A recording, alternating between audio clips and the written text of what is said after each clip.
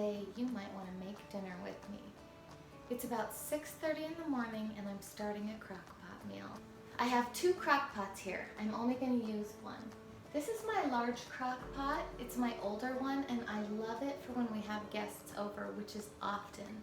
But my sister got me this littler one for Christmas, although I broke this bowl and my husband got me a new one on Facebook Market. But this one's great for if I'm just cooking for the family. If I'm only going to put 1 pound of meat in there, it's nice to have a smaller crock pot to use. I'm making a recipe that my mom found online called Cajun cream chicken, but I have altered the recipe so much I hardly could even count it as the same thing. But I'm excited to show you how it goes. We are going to start with a pound of chicken, an 8-ounce package of cream cheese, chicken broth, chili powder, cayenne pepper,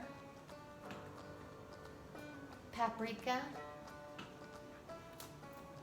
and table salt. We are first going to put the chicken in. Now I have my dishwasher open because when I'm working with raw chicken, I like to touch as few things as possible. So I will be able to take this knife and the plate and put them straight into the dishwasher and throw this packaging into the garbage can. You're just going to want to spread them across the bottom.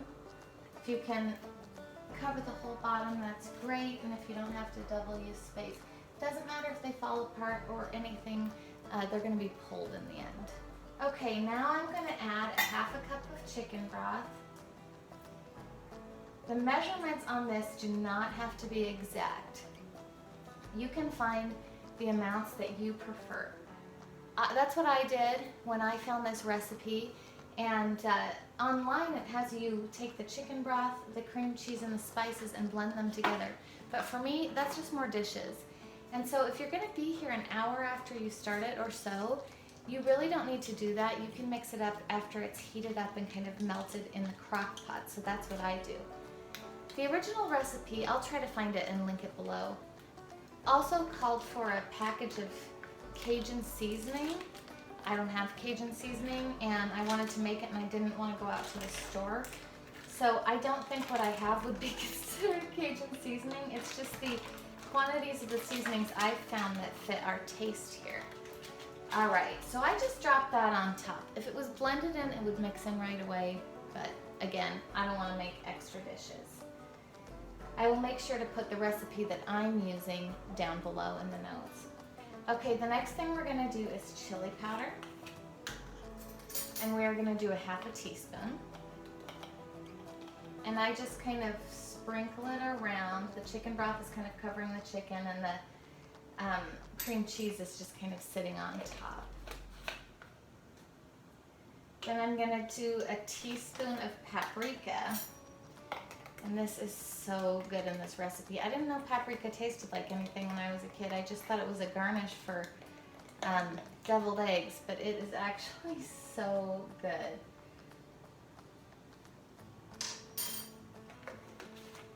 All right, now I am going to do a 1/4 teaspoon of cayenne pepper.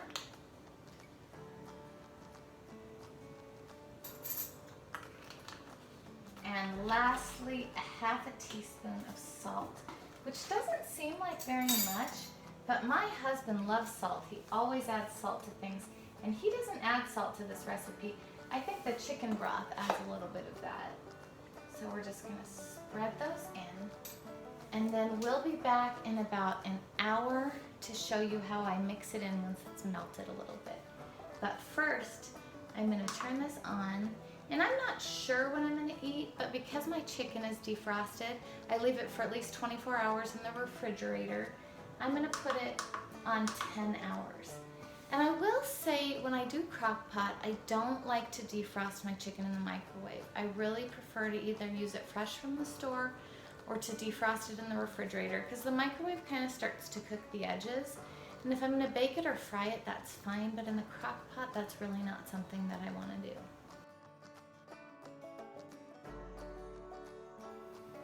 It's around 7:30 a.m. and this has had about an hour and a half to soften. Now the cream cheese is really soft and easy to just spread around with the back of my spoon. I also scrape the seasoning off the chicken. This keeps it from overcooking on one spot and spreading around and mixing in with the chicken broth and the cream cheese. It will all continue to mix as it cooks, but this gives it a chance to get started.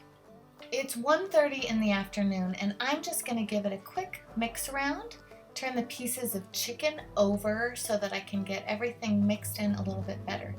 This is not necessary. If you are gone all day, it will be fine. I just find that if I'm home and I give it a mix this far in, it really helps it to finish off well in the end. Anywhere from 20 minutes to an hour before you're going to serve this is a great time to pull it. You just go in with 2 forks and keep grabbing chunks of chicken and pulling them apart. It doesn't have to be a perfect pull. You're not going to serve it on a sandwich. You're going to serve it over something. So you just kind of want smaller chunks, somewhat pulled. So just keep searching around for a chunk. Use both forks to pull it apart. Search around for another chunk until you feel like all the big chunks are gone. As you do this, the cream cheese base is going to start really thickening up, and give it another 20 minutes and it's going to be ready to serve. Okay, so you can serve this meal over so many things. I've served it over rice, pasta, and toast. Today I'm going to serve it over quinoa. Excuse the noise, Walter's playing in the background. Because we are trying to increase our protein, and quinoa is a great plant-based protein. It calls for just over 3/4 of a cup of water, but I did 1/2 cup of chicken broth and a 1/4 cup of water. I usually just add a little bit of salt, and I'll add like maybe a teaspoon or so of butter. And then when the water comes to a boil, I'll put the quinoa in, turn it down to low, put the lid on, and let it go for 18 minutes.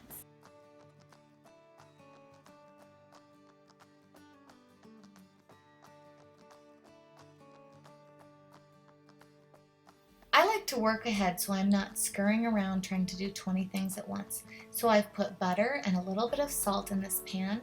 I've washed the broccoli and I'm cutting it up. I'm going to have it all prepped so that when the time comes, all I have to do is cook it.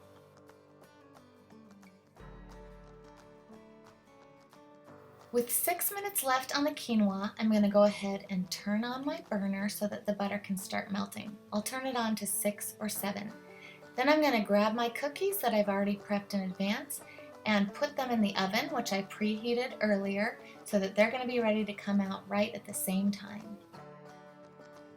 Once the butter starts simmering, I add the broccoli. I turn the burner up to about 9.5, and I just want to make sure I'm coating all the broccoli in butter and salt and not letting it sit anywhere long enough to burn.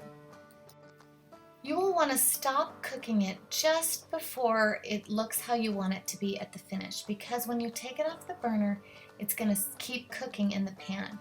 I keep stirring it until it cools down a bit so it still doesn't burn sitting over on the other cool burner.